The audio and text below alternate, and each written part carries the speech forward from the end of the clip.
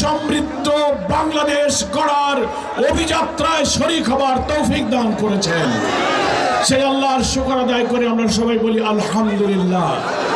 সংগ্রামী বন্ধুগণ, আগামী 12 তারিখের নির্বাচনে গোটা জাতি 11 দলের প্রতীক, প্রত্যেকটি আসনে যার যে প্রতীক পেয়েছেন 11 দলের অন্তর্ভুক্ত দল সমূহ, সেই দলে ভোট দেওয়ার মাধ্যমে আমরা বাংলাদেশের একটি রাজনৈতিক পরিবর্তন ঘটাতে চাই। আর সাতক্ষীরা হচ্ছে আমাদের শহীদের রক্তে রাঙানো।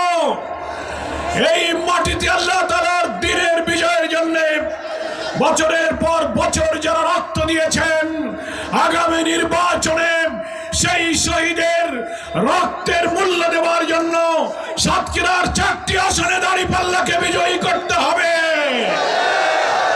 বাংলাদেশের স্বাধীনতার 54 বছরে আমরা দেখেছি